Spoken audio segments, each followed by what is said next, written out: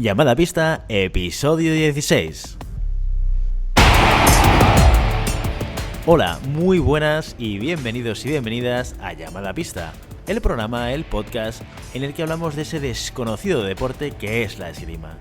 Este podcast está pensado por y para ese extraño a la par que especial colectivo de seres humanos que decidimos no dedicarnos ni al fútbol, ni al baloncesto, ni al tenis, ni a ningún otro deporte conocido, y que por el contrario preferimos, en pleno siglo XXI, blandir la espada y enchufarnos a la pista. Aquí estamos hoy, un viernes más, Willy Cornet, esgrimista intermitente, y junto a mí, al otro lado del Skype, tenemos a Santi Godoy, entrenador de esgrima y director del SAC, Sala de Armas del Garraf. Hola Santi, ¿qué tal? Hola Willy, ¿qué tal? ¿Cómo estás? Muy bien, otro viernes más aquí para hablar de esgrima con alguna noticia, algún nuevo descubrimiento del que ahora hablaremos, muy interesante y con un tema muy especial hoy. Sí, y seguro que a más de uno se le ha pasado por la cabeza este tema o conoce, bueno, también es como forma parte de la esencia de lo que es nuestro deporte, ¿no?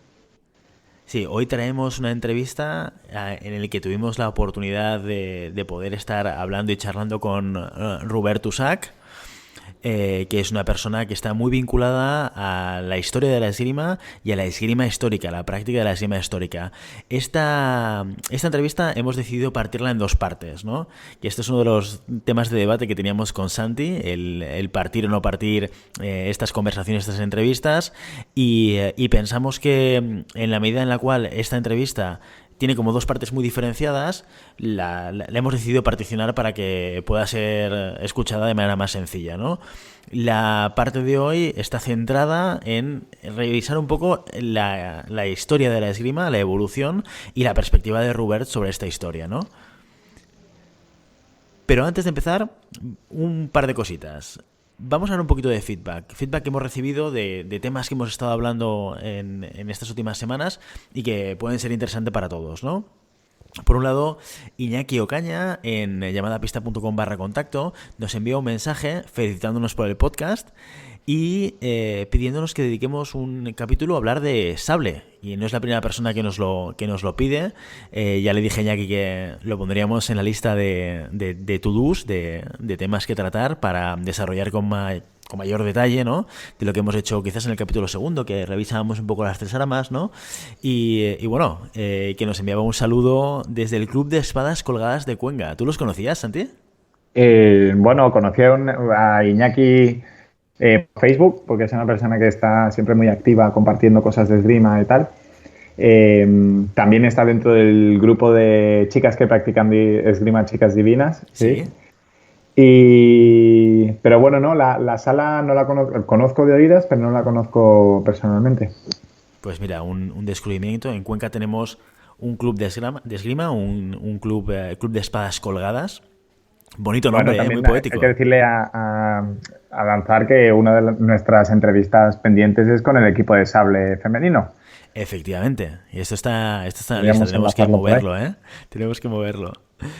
Un segundo comentario que viene de Fernando Bodín en llamadapista.com/contacto.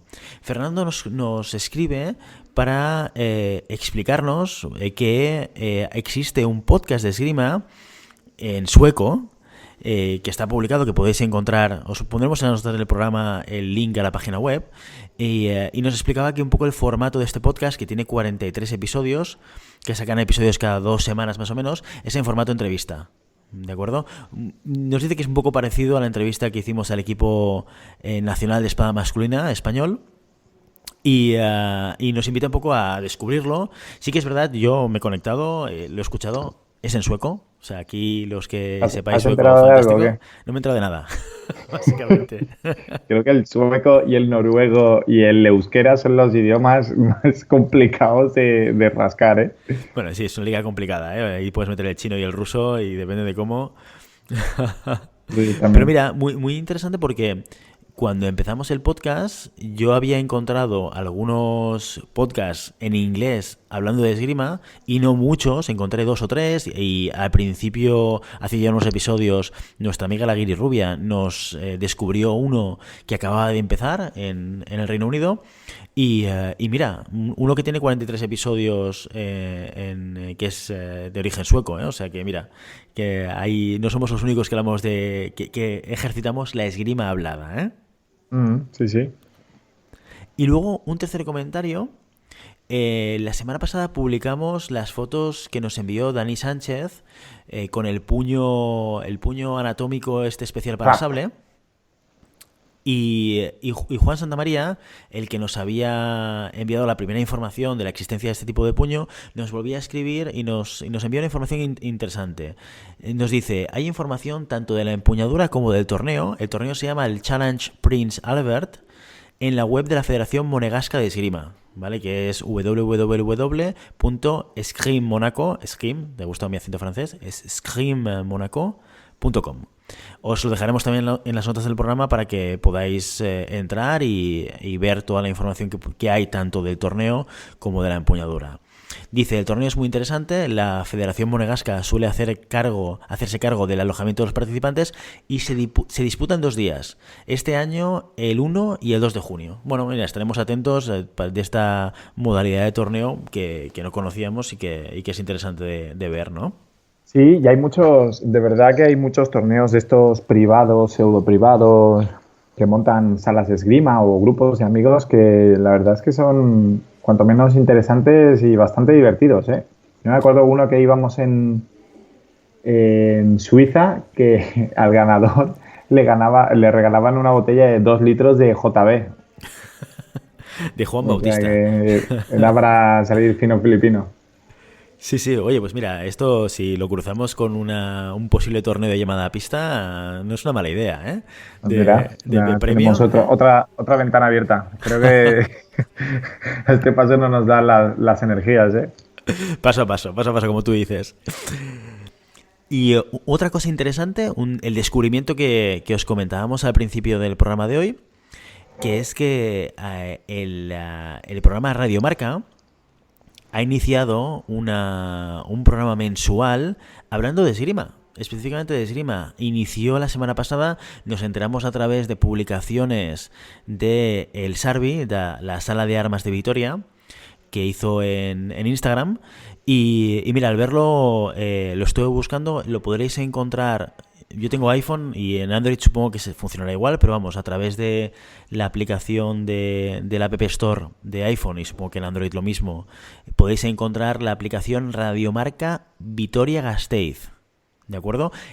Bajándoos esta aplicación podréis encontrar en un menú de la izquierda un apartado que pone podcast y allí tendréis que buscar el podcast que se llama Sala de Armas Vitoria, y el primer programa y el único por ahora publicado es el del 17 del 4 del 19, ¿vale? Una entrevista de 47 minutos que hace un periodista de Radio Marca a 2 personas del Sarbi y a Francisco Arellano. Ahí están el presidente del Sarbi, Roberto Monforte, Andrés Cabeza, que es el vicepresidente del Sarbi, y luego también Francisco Arellano, que es ex tirador del SAM, o tirador del SAM. La verdad es que no me quedó muy claro. Yo escuché toda la entrevista, pero no sabía si Francisco seguía viviendo en Barcelona, pero estaba apoyando el proyecto de abrir sable en Vitoria, o si realmente estaba viviendo físicamente en Vitoria. Por lo no me quedó último muy que claro, sé, Fran Arellano sigue estando en el CAR de Sant Cugat, ¿eh?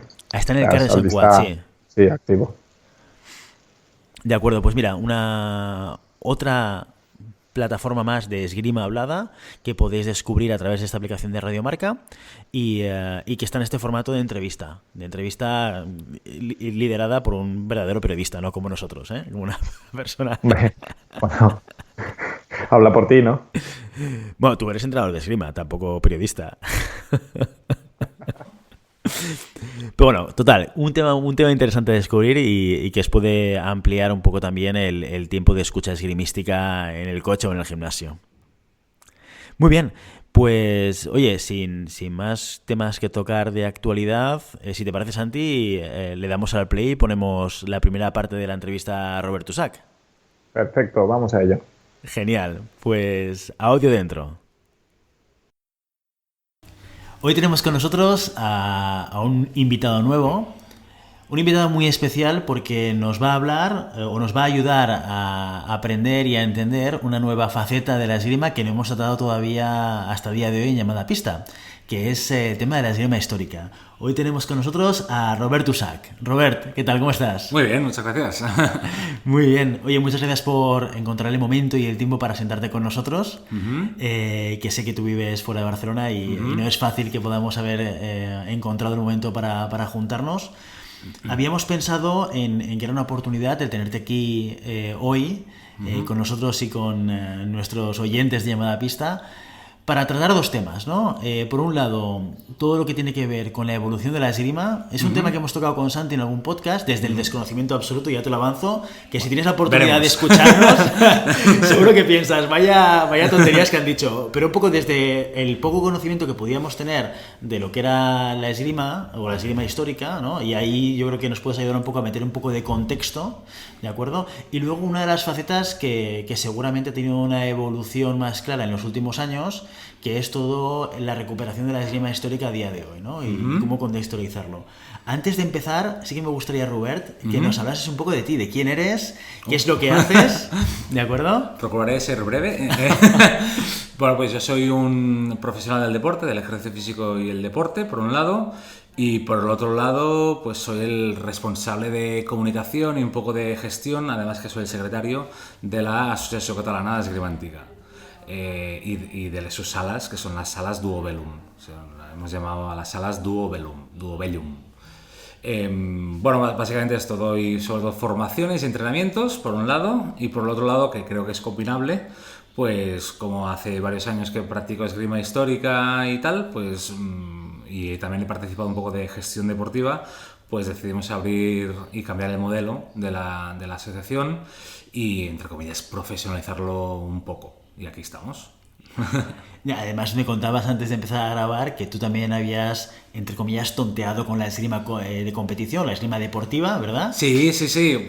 Yo, bueno, tanto en la carrera como antes, como algunos años después, bueno, pues el tema de las espadas siempre me ha gustado. Yo soy muy amante de todas las artes marciales, tanto japonesas como bueno, incluso capoeira he llegado a hacer. O sea, me han gustado mucho las artes marciales y el tema de las armas también me ha gustado mucho. Entonces, en su día, pues hice algún escarceo, ¿no? con la esgrima deportiva y eso desembocó en la esgrima histórica. Sí.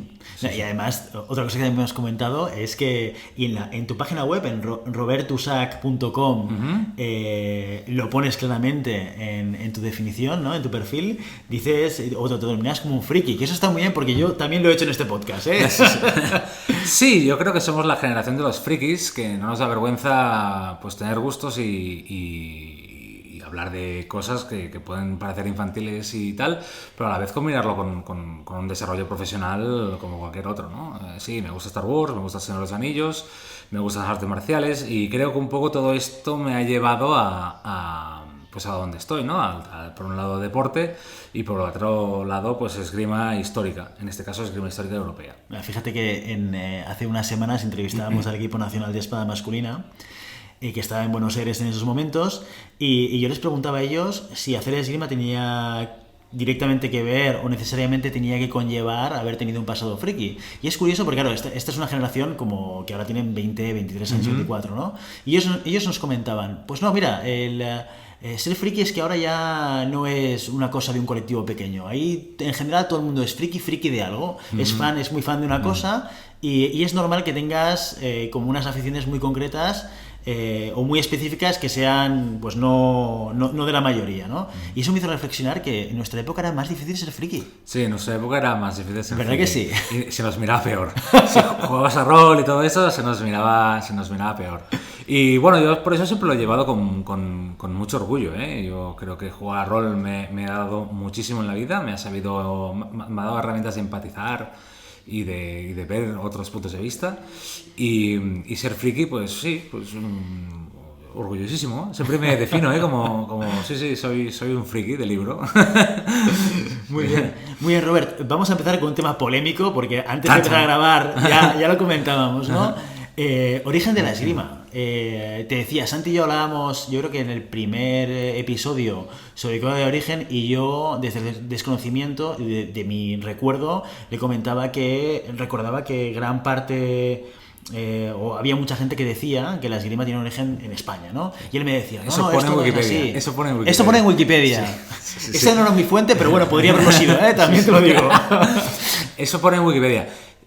Sí, yo creo que el motivo por el cual se considere que el origen de la esgrima actual, ¿no? está en España es por el tema de la espada ropera. Así que la escuela española de la época, de finales del 16, 17 y hasta el 18, fue un poco lo que... Bueno, la ropera es la abuela de la espada actual de deportiva, y por lo tanto, pues sí hubo una escuela, ¿no?, que desarrolló, bueno, principalmente, claro, te voy a hablar siempre de la verdadera destreza, ¿no?, porque es nuestra escuela, pero en paralelo había la tradición italiana, romano-napolitana concretamente, que fueron en la época las dos grandes escuelas de la ropera. Y bueno, tuvo continuidad la italiana, pero en su día la fuerte, por así decirlo, bueno, ¿qué te voy a decir yo, no? Pues la fuerte era la española. Y creo que eso ha conllevado a hacer una asociación de la esgrima deportiva usa espada, la espada es la nieta de la ropera tiene casi cuna en España, ergo el origen de la esgrima deportiva está en España. Nosotros hablo desde la Asociación Catalana de Esgrima Antigua, que es un poco previo el origen, que de hecho, desde que hay arte de esgrimir, ¿no?, desde que hay esgrima, está bastante aceptado que esgrima como el término esgrima se podría definir como el arte de defenderse con una espada. De hecho, en terminología, por ejemplo, en inglesa y tal, to fence, ¿no?, viene un poco de defense, de defenderse, ¿no? To fence también es poner vallas, ¿sí?, poner una barrera, poner una defensa. Entonces, el arte de defenderse con una espada, creemos que desde que hay espadas hay maneras de defenderse con espadas. Nosotros, como la palabra que más nos representa es el rigor, si no hay un tratado de esgrima, o sea, que hay algún maestro que ha escrito cómo se usaban esas espadas en un momento de la historia, no lo hacemos, no lo ponemos en práctica, porque nosotros no queremos inventar nada. Nosotros solo hacemos lo que ponen los tratados. Es como el primer tratado de esgrima que se conoce, es bueno, que no tiene nombre, es el Tower Factbook, se conoce como Tratado Manuscrito I-33, y trata de espada y broquel. Está datado, al principio se creía que era finales del siglo XIII, ahora se está creyendo que es finales del XIV, pero bueno, va por ahí, sí, va por ahí. Y trata sobre espada y broquel, como he dicho. Entonces, ¿de dónde es? ¿De dónde está encontrado arriba, en la Torre de Londres. O sea, está en la Torre de Londres. Está. Bueno, claro, es que está en latín. O sea, está en latín antiguo, ¿sí?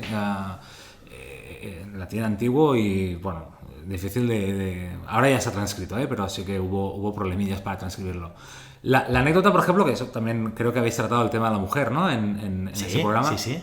La anécdota es que en el primer tratado de esgrima que se conoce, en las últimas páginas aparece una mujer. En el Tower Factbook, en el I-33 aparece la Walpurgis, podéis buscar, ¿no?, Walpurgis. Bueno, o sea, está dibujada una mujer, lo cual entendemos que si está dibujada una mujer, no debía ser tan raro que una mujer practicase esgrima, en este caso con espada y broquel. Pues lo que te decía, nosotros creemos que si hay uso de espada, ha habido esgrima. Entonces, claro, la esgrima entendemos que debe ser tan vieja como la espada, y como nosotros nos regimos por el rigor, entendemos que la esgrima con rigor, o sea, la esgrima con tratado de esgrima, empieza con el siglo XIII-XIV, que es el I-33. Vale, eso sería el siglo XIII-XIV, luego nos ubicamos en la espada ropera. Bueno, por en medio te estás dejando la espada larga. ¿De acuerdo? ¿Vale? Sí, un poco la evolución de las armas está... Bueno, las espadas romanas, el gladius romano, ¿sí?, evoluciona, de hecho incluso dentro del Imperio Romano evolucionan en la espada, que es el término espada, ¿sí?, es TH, espada, que ya se empieza a parecer mucho a lo que veríamos como una espada vikinga, o sea, una espada con la misma forma que la espada típica medieval, de una mano, pero con muy poca guarnición, con una cruz, con un arriaz muy pequeño. La guarnición es la parte que protege la mano, sí, ¿verdad? sí. Bueno, pues sería una riaz, la cruz, ¿no? La cruceta, sería una cruceta muy, muy pequeño. Esto va evolucionando durante la Edad Media. Tenemos la espada por un lado. En paralelo aparece, porque hay algún tratado de cuchillo grande, de Messer, de Mesa, que lo llaman los alemanes, ¿no? Es como un cuchillo muy grande que se parece mucho a una espada.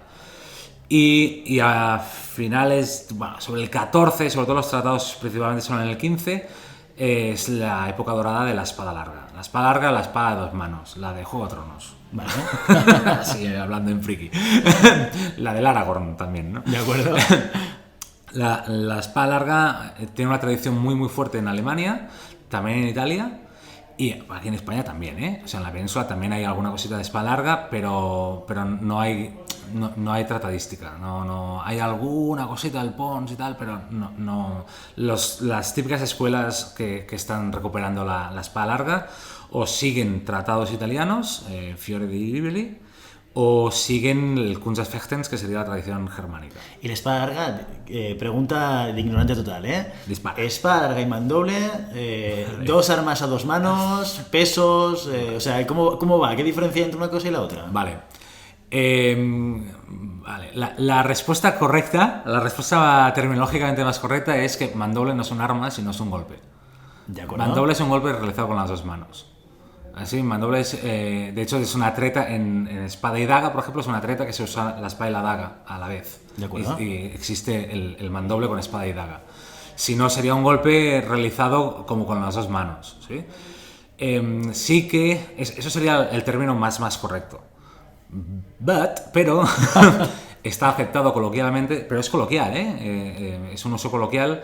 Creo que incluso la RAE lo recoge así, como uso coloquial, mandoble como definitorio de una espada larga. Una espada que se usa a 2 manos, mandoble. De acuerdo.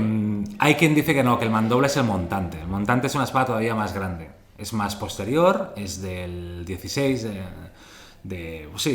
sobre todo el siglo XVI, y son espadas muy grandes. Incluso había la versión alemana, que el Zweihander, que es literalmente llevado a 2 manos. ¿Sí? El Zweihander puede llegar a medir casi 2 metros. Es una espada muy grande. Era, por un lado, para intimidar, y la otra para, sobre todo, intimidar. Se dice para romper las picas. Creemos que no rompía las picas, me refiero con los tercios, Creemos que no rompía las picas, sino que rompía la formación de los piqueros. O sea, creemos que la descripción, aunque se dice, está escrito, para romper las picas, creemos que la traducción no es correcta, sino que es el romper la formación de piqueros. Se usa, haciendo grandes balanceos, y a la que puedes apartar alguna pica en una batalla, si rompes la formación, has ganado, ¿sí? Porque la gente se dispersa. Entonces el Zweihander tenía este uso, aparte de como guardaespaldas, o sea, porque con un espadón de estos, digo espadón con cariño, puedes llegar a una calle estrecha, una persona sola puede bloquear una calle. Entonces se usaba un poco como, esta noche vamos a proteger al señor de tal, ¿no? Coge el montante, y un solo tío con un montante te podía proteger una calle. Y entonces la espada larga, al ser de 2 manos y de dimensiones grandes, ¿era más de corte o de peso? ¿O las 2 cosas? La espada larga pesa 1,5 kilos. 1,5 kilos. Sí. ¡Ostras! Pues yo me lo hubiese imaginado muchísimo más pesada. Sí, es un clásico esto. La espada larga pesa, pero 1,5 kilos. Entre 1,4 y 1,8 kilos a lo mejor, ¿sí? Pero la media de museo, Por tanto, es un arma que puedes blandir con una mano.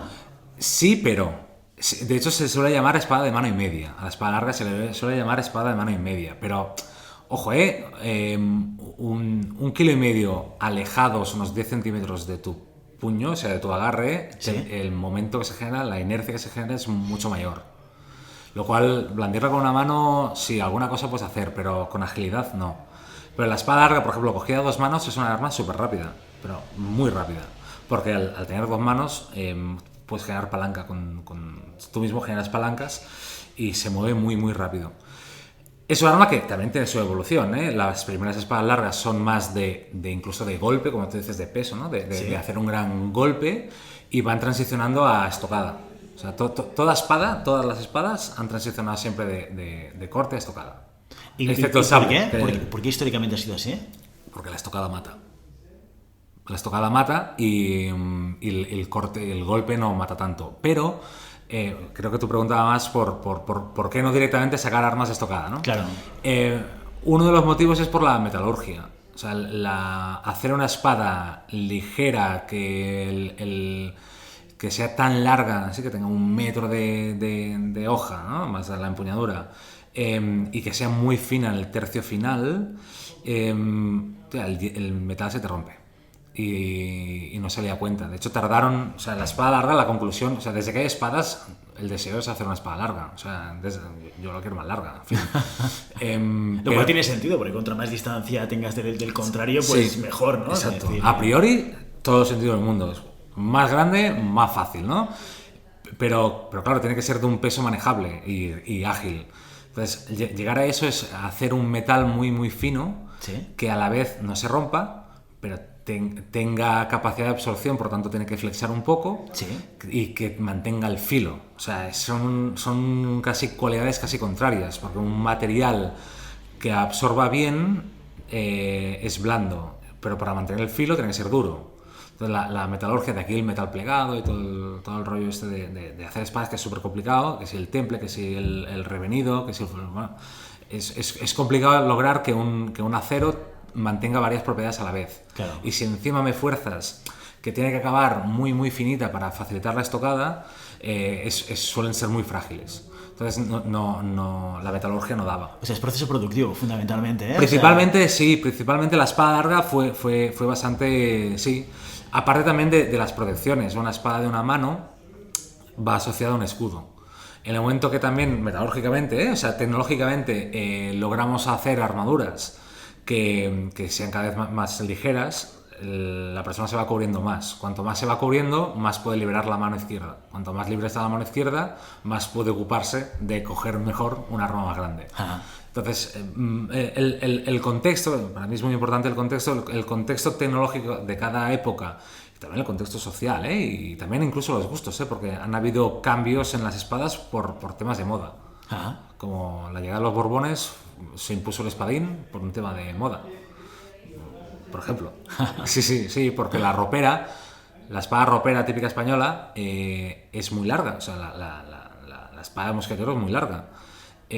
¿Cuánto mide? Puede llegar a tener, sí, más o menos son 90 y tanto de hoja, digo medias, porque se han encontrado roperas mucho más largas, y más cortas, pero son 90 y pico de hoja, más la empuñadura y todo, se va casi 1,20 m, más o menos. Claro, es 1,20 m de metal, aunque sea muy fino, pero claro, con la vaina y tal, socialmente en los bailes, cuando llegaron los Borbones, se pretendía mucho baile en la corte y tal. Entonces la espada ropera ocupaba demasiado y molestaba. Para subir un carruaje era un engorro, etcétera, etcétera. Entonces se impuso algo más pequeño, algo más social. ¿De la espada larga pasaríamos a la espada ropera? Sí, hay un salto en evolución, o sea, porque no es la misma filosofía.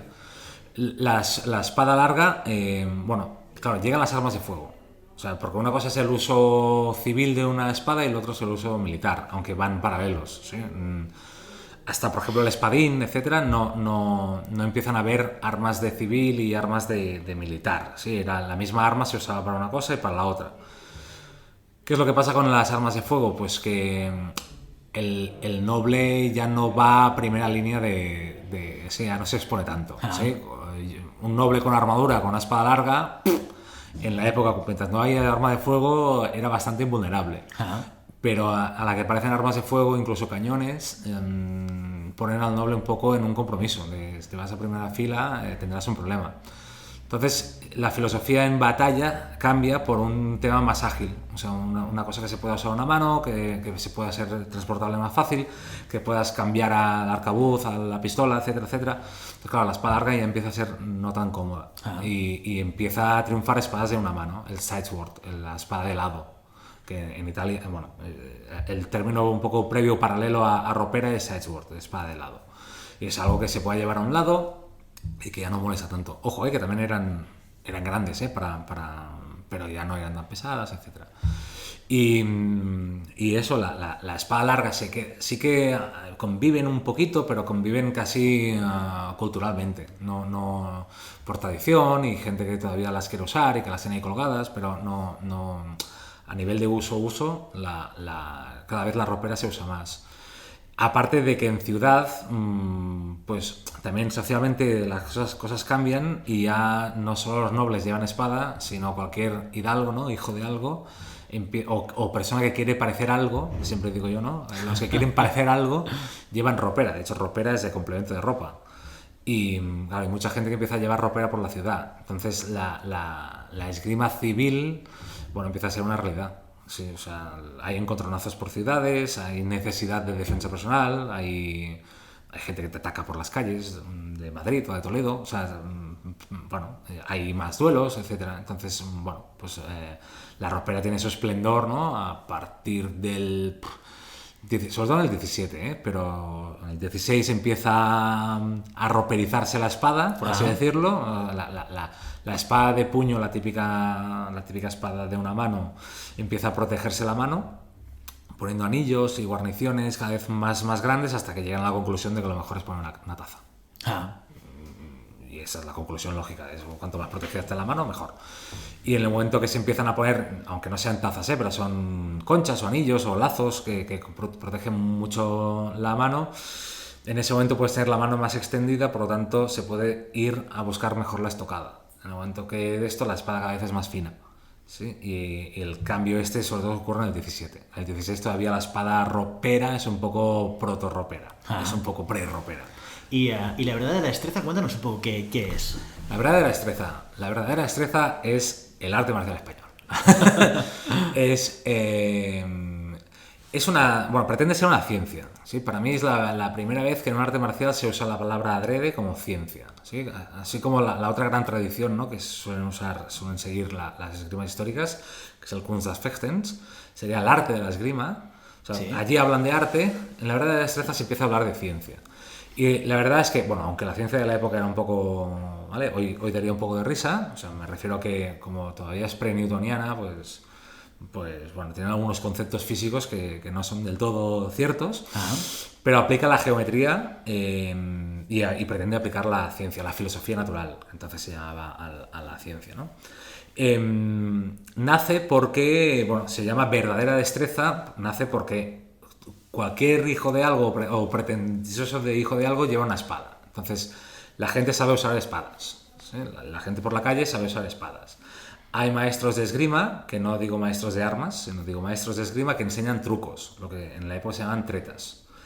Y son tretas de destreza común, tretas de esgrima. Entonces, la palabra esgrima y la palabra destreza era bastante sinónimo. ¿Sí? Ser diestro con la espada era saber esgrima. Entonces, hay mucha gente que sabe manejar una espada, ¿sí? Pero estaba basado todo en trucos, ¿sí? A tal, haces tal, ¿sí? Cuando a tal, vas. La verdadera destreza pretende dar solución a todo esto, sino sacar un sistema en el cual haga lo que haga el otro, tú siempre estés cubierto. Y entonces minimice el físico, minimice el tiempo, ¿no? Siempre hablamos de tiempo y distancia, ¿no? Es lo que, ¿no? En destreza, por ejemplo, añade el ángulo, o sea, la angulación respecto a la que estés, y juega mucho con los ángulos, tanto en vertical como en horizontal, y te mantiene siempre cubierto. Entonces, jugando con esos ángulos, minimizas la capacidad del otro de ser más rápido que tú, por ejemplo, de que tenga más fuerza que tú, etc. O sea, entonces, minimizas el físico y, por lo tanto, te da muchos más números de sobrevivir. Y la verdadera destreza pretendía un poco dar solución a la destreza común, claro, a la destreza de la calle, por así decirlo, y también a la otra escuela grande, que la romano-napolitana de la época. Pensamos que entonces Italia, España, el imperio llegaba hasta allí, el imperio español llegaba hasta allí, entonces bueno, había mucha relación, ¿eh? Pero en Italia, por ejemplo, la esgrima italiana, romano-napolitana, juega mucho más al tiempo, es mucho más agresiva, y eso la gente que no tiene un buen físico tenía un problema, especialmente los nobles, ¿no? La verdadera destreza está muy asociada a un nivel muy alto, y ahí es donde aparecen los maestros de armas, ¿no? maestro de armas, ¿no? Maestro de armas nombrado por el rey. Claro, él se preocupaba de a los nobles y a la gente bien enseñarles una manera de defenderse que no tuviesen que depender de, pues esto, ¿no? de la explosividad, etcétera, de la fuerza, de la velocidad, sino que la ciencia teóricamente gana al físico. ¿Y en la realidad qué sucedía? ¿Eso tenía sentido luego llevado la realidad es que, parece, claro, otros te dirán que no. Yo soy instructor de verdadera destreza, por lo tanto te tengo que decir que la verdadera destreza es lo más. La realidad en la época está documentado que la verdadera destreza funcionaba. O sea, si la sabes aplicar, funciona. Y practicando hoy, claro, en un contexto diferente, ¿no? Pero practicando hoy, la verdadera destreza funciona. Obvio, no es la panacea, como nada lo es, ¿no? O sea, no... Bueno, es como cualquier deporte, ¿no? Es que tales son los mejores, ya, pero pierden algún partido, ¿no? O sea, pues lo que pasa es que en la época perder algún partido pues ir a morir. Era perder la Liga, la Champions sí, y todo lo demás, ¿no? Pero a priori sí se domina, sí funciona y está documentado, ¿eh? De hecho... Pacheco de Narváez es un gran maestro que desarrolló, de hecho es el padre de la verdadera destreza. El abuelo es Carranza, el padre de la destreza es Pacheco de Narváez. Pacheco de Narváez se sabe que el día que él se examinó de maestro de armas dijo: ¿cuántos sois? 50, 50, yo tiro con todos. Y les pegó a todos. O sea, y claro, dices, ostras, bueno, pues esto es no depender del físico, ¿no? O sea, ser capaz de estar ahí mucho rato tirando y que la cosa funcione, pues demuestra que el sistema funciona. La gracia de los tratados de esgrima es que, como los escribían maestros de esgrima, al menos sabías que a ellos les había funcionado. Porque seguían vivos. Sí, seguían vivos. Sí. La verdad es esto. Y además pretende, eso es una pretensión un poco demasiado pretenciosa, pretende dar solución a todas las armas, pretende ser un sistema universal. Vale. Tiene sentido hasta las armas de ese entonces, pero luego cuando llega el sable, aunque existe la destreza de sable, existe, y hay maestros que la tratan, ya empieza a no tener tanto sentido. El tema de algunas posibilidades, o sea, tienes que hacer grandes adaptaciones para que la destreza te funcione en otras armas. Pero sí que hasta la fecha, de hecho la destreza está estructurada de manera que hay una serie de maniobras que te funcionan absolutamente siempre, o comillas, ¿vale? Pero son universales a cualquier arma, otras que son generales a todo tipo de arma parecida, sí, y otras que son particulares del arma en concreto. O sea, se estructura así: tretas particulares, tretas generales y tretas o medios universales. De acuerdo. O sea, está estructurado. Y de ese momento, o sea, estamos en la ropera históricamente, aquí es cuando se empieza a regular el tema del duelo y por tanto empieza a crecer la esgrima deportiva, ¿lo empiezan a hacer? Vale. ¿Más o menos? Vale, desde que hay duelo, o sea, un concepto, y eso es innegable, desde que hay duelo hay una situación protodeportivizada, ¿sí? Un duelo es una convención, tú y yo pactamos unos términos, esos términos son nuestro reglamento. Este reglamento puede ser diferente cada vez, ¿sí? Eso es previo incluso a la ropera. De hecho, las cartas de duelo con la espada larga era muy típico esto. O sea, en la Edad Media, finales de la Edad Media, principios del Renacimiento, habían duelos. Además, el reto duraba puede durar 2 años. O sea, porque tú mandabas una carta, ¿sí? Más ofendido, no sé cuántos, te reto un duelo. Y vamos a poner a fulano de árbitro, ¿no? De juez de ese duelo. Venga, carta para fulano. Fulano, vas a ser nuestro tal, no sé, carta, ¿eh? Venga, pam. Pues lo reto, yo lo he retado y me siento ofendido, no sé qué, no sé cuántos. Y el otro, bueno, pues sí, responderé y el duelo se realizará con espada larga, con arnés o con armadura, pero me invento, pero es que esto podía pasar, pero sin los protectores de brazos. Y el árbitro decía por ahí: no, esto no lo acepto, tienes que tirar con no sé cuál. O sea, que el concepto este de duelo deportivizado, de hecho esto al final o sea, se estaba pactando las reglas, bueno, además tardaban un montón en pactarlas, pero es medieval incluso, o sea, se va pactando. Lo que pasa es que cada vez, claro, cuando llegas más... Bueno, habían duelos que se realizaban más a bote pronto, de tú y yo ahora salimos fuera. Era más que nada el tendero, el comerciante de tal ha insultado a mi mujer, no sé cuántos, voy a buscarlo y nos pegamos aquí fuera. Y y nos pegábamos, ¿sí? Eso sí que se pegaban normalmente sin armadura, porque no tenían dinero para una armadura, ¿sí? Se escogían la espada, en este caso la espada larga, si es que tenían, ¿no? Pero si eran mercaderes que estaban bien adinerados, pues es posible que se tuviesen y se mataban, o no, o se herían solo, ¿no? Con la ropera, bueno, empiezan a haber muchos más encontronazos. Bueno, también es un mito, ¿eh? Tampoco nos pensemos que iban por la calle matándose. Pero sí que había muchos encontronazos en la calle o ofensas que se tenían que solucionar. Entonces iban detrás y se solucionaban. Y es un poco posterior, sobre todo con el espadín, el tema este de a las 12 en tal sitio, ¿no? Sí que pasa con la ropera, pero bueno...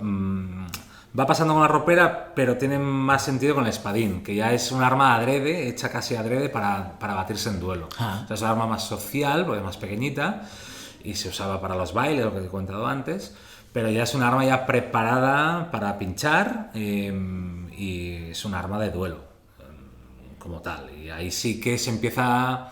O sea, la percepción que tenemos del duelo típico, ¿no? De elige arma, no sé qué, elige lugar y tal... ¿Sí? Es más propio del espadín. El espadín viene después de la ropera. Es la evolución, la minimización de la ropera. O sea, cada vez la ropera ha ido más a punta, pues el espadín es 99% punta. O sea, es una punta muy, muy afilada, incluso puede ser de sección triangular, o sea, que ya no... ¿Qué quiere decir de sección triangular? Pues que la hoja tenga forma de triángulo, o sea, que de acuerdo. Sí, como la hoja de deportiva de espada. La hoja deportiva de espada, si te la miras de lado, verás que tiene una forma triangular. Sí, correcto. Sí, pues eso es una evolución del espadín. El espadín hubieron, no todos los espadines, pero el espadín incorpora la sección triangular. De acuerdo. Que es totalmente orientado a punta. Habían espadines que cortaban, ¿eh? O sea, se sabe de... Hay un duelo entre dos ingleses con espadín que uno perdió 3 dedos Sí, o sea, de cogerle el espadín al otro. Fue una masacre, murieron los dos. O sea, 2 minutos acuchillándose. Estuvieron 2 minutos acuchillándose. Sí. Dicen los testigos que nunca habían visto tan odio, que no hubo una esgrima, que simplemente se tiraron uno encima del otro. O sea, empezó el duelo, se tiraron uno encima del otro. Uno le metió una estocada en el otro, creo que en la ingle, se le partió la espada. No, en el pecho se partió la espada, el otro en la ingle, el de la espada partida empezó a acuchillarlo en el suelo y uno murió desangrado y el otro murió también por esto. Pero estuvieron 2 minutos desangrándose. Lo digo porque a veces creemos, ¿no?, que te he tocado y ya estás muerto. Y dices, bueno, a veces tardas un poco en morir. Y entonces aquí del espadín se regula el tema del duelo, ¿verdad? En Europa por lo menos, ¿no? Se empieza a regular el tema del duelo. De hecho, Francia, especialmente Francia, tiene un problema con el duelo. O sea, en Francia llega un momento que en París cada noche murió un montón de gente y empiezan a perseguir el tema del duelo. Sí, el duelo se empieza a perseguir, no puede ser, es lógico, ¿no? No puede ser que la gente se vaya batiendo en duelo y matándose por las noches.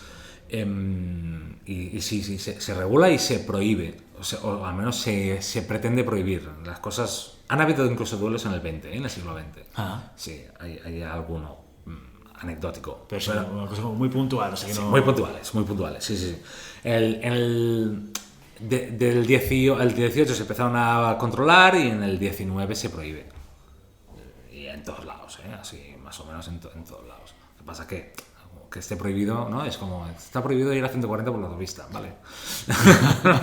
O sea, que esté prohibido. Pero sí que es verdad que la regulación lo que hace es que que haya mucho menos duelo en la calle, sí, y que se despopularice de alguna manera, porque al ser perseguido, pues sí, lo que tú dices, seguro que igual lo sigue habiendo a día de hoy de manera muy puntual y tal. Exacto. Pero vamos, no es en la misma dimensión que no. Exacto, en el 18 tuvieron un problema. En Francia se sabe, se ha documentado que tuvieron un problema de gente que moría por heridas de espadín. O sea, pero un problemón. Y se empezó a perseguir, sí. Muy bien, Santi. Bueno, pues hasta aquí la entrevista con Robert. Está cortada justo en ese momento en el cual yo le pido cambiar de tema. Por tanto, en el próximo episodio seguiremos hablando con Robert de la esgrima histórica, o la aplicación de la esgrima anterior o primera en la práctica actualmente. Otro tema que es muy interesante y en el que Robert pues tiene mucho que decir también. Y bueno, ¿qué te ha parecido? Me ha parecido una pasada. La verdad es que es curioso lo poco que sabemos de nuestro deporte, y ya lo comentaba Robert, ¿no? El hecho de la rigurosidad del que se requiere para la investigación de la esgrima, ¿no? Porque sí que es verdad que antiguamente él viene a decir que la esgrima aparece en el momento que aparecen las armas, ¿sí? Y las armas empiezan mucho antes de que aparezca el primer tratado, ¿no? Que está hablando ya del siglo XII, creo, ¿no? Claro. 13-14, que menciona. Pero eso no quiere decir que antiguamente la transmisión de conocimientos de la esgrima fuera más de boca a oreja, ¿no? Y me parece, ostras, un trabajo súper complejo el intentar adaptar a una mentalidad contemporánea todo lo que se pensaba o cómo se expresaba en aquella época. Intentar sacar la esencia sin tener a nadie vivo, obviamente, de esa época que te lo pudiera explicar. Claro. Mucho mejor, ¿no? Es como intentar adivinar qué querían decir, cómo lo querían decir, si era eficaz, si no era eficaz. Y, ostras, es un trabajo de investigación súper bestia. A mí la verdad es que me pilla un poco grande, ¿no? El hecho de esto de investigar, porque ahí ya lo has visto, ¿no? Depende del arma, depende de la situación, depende de la época, depende de si eran... Depende de mil historias, y no es lo mismo cómo se trabajaba el mandoble o la mano y media en Alemania que en Italia, que en España, ¿no? O ya la verdadera destreza cómo surge a raíz de una mentalidad de poder meterte en un combate y solucionar todo sin miedo a los trucos que te pudiera hacer el otro, ¿eh? Entonces me parece súper interesante. Y Rubén, la verdad es que yo es una persona que sigo desde hace tiempo, porque el tío es un sistemático en todo lo que dice, en todo lo que hace, y sobre todo la palabra rigurosidad la lleva hasta un extremo que da gusto, ¿no? Poder leer algo con una rigurosidad y un trabajo detrás que no es solo de consultar la Wikipedia. No, es cierto. Y además lo que tú dices, ¿no? O sea, los que llevamos tiempo vinculados a este mundillo, seguimos descubriendo cosas. Fíjate, es interesante y no es ninguna crítica, ¿eh? Pero en la entrevista de Radio Marca que comentábamos al principio del capítulo, una de las preguntas o uno de los comentarios que se hace en ese programa es sobre el origen de la esgrima, ¿no? Y se habla de la verdadera destreza. Y sí que es verdad lo que decía un poco Robert, que es lo mismo que decíamos en el episodio primero de Llamada a Pista, ¿no? Las diferentes interpretaciones que hay sobre el inicio de la esgrima. Y a mí me gusta mucho ese planteamiento de Robert, que dice, bueno, al final tenemos que acogernos a cosas que podamos palpar con más esencia, ¿no? O sea, más allá de lo que creemos que ya ha podido suceder, ¿no? Y dando datos y explicando tratados específicos y dando fechas, ¿no? Muy interesante todo el conocimiento que ha transmitido Robert en esta media hora. Y también el hecho de... Sí que es verdad que, bueno, cogido con pinzas, pero...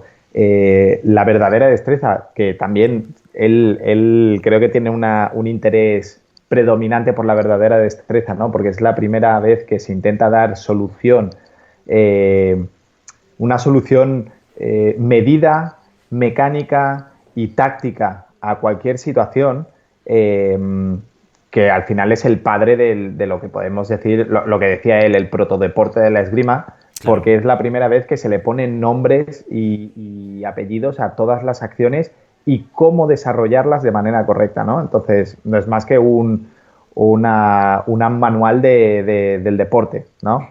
Que, bueno, cambiando la finalidad, que el deporte tienes que sobrevivir, o, bueno, sí, debes sobrevivir, y en el duelo no siempre se sobrevivía, aunque no todos los duelos eran a muerte. También ahí creo que lo comenta también el hecho de que también se podía, las reglas no tenían por qué ser siempre a muerte, y muchas veces los contrincantes se daban por satisfechos con un par de arañazos, que al final no eran nunca siempre un par de arañazos, pero bueno. Un libro muy interesante de esto es Blandir la espada, de Richard Cohen, que te lo explica de una manera súper didáctica. En un par de ocasiones, y de manera súper, bueno, por encima, muy fácil de leer. Muy bien. Oye, pues ya antes de acabar con el episodio, un apartado que dedicamos a nuestra amiga la Guiri Rubia, que nos pedía, por favor, que anticipásemos las competiciones, ¿no? Este fin de semana tenemos la primera competición puntuable para el Road to Tokio. Nos vamos a ir a Seúl, psicológicamente hablando, no físicamente. Nos vamos a ir a Corea, donde se celebra el Grand Prix de sable femenino y sable masculino senior, y que empieza el 26 de este mes y acaba el 28 de este mes. Una de las preguntas que nos hacían es, oye, si os podemos anticipar si va a haber streaming o no. Y a día de hoy no lo sabemos. No sabemos si podremos verlo en streaming o no, con lo cual no lo podemos confirmar. En cualquier caso, como sabéis, en la página web de YouTube, en el perfil de FIE.org, ahí en general nos van a anticipar si lo van a emitir en streaming o no. Con lo cual ahí os recomendamos que cuando vaya llegando el fin de semana de hecho, podáis conectaros a YouTube y verlo desde allí. Comentaremos la semana que viene un poco cómo han ido los resultados, ¿verdad? Vamos, chicas de sable. Eso es. Muy bien, pues hasta aquí nuestro episodio de hoy. Como siempre, queremos invitaros a que os pongáis en contacto con nosotros y nos deis vuestra opinión o nos digáis si queréis que leemos de algún tema concreto o alguna pregunta que podáis tener. Lo podéis hacer siempre a través de redes sociales, Instagram, Facebook o a través de la página web llamadapista.com/contacto, que hemos reformado esta Semana Santa, con lo cual aquellos que no nos hayáis visitado o que antes de Semana Santa haya sido la última vez que nos habéis visitado, os invitamos a que volváis a la página web y veáis el restyling que le hemos pegado estos días de vacaciones.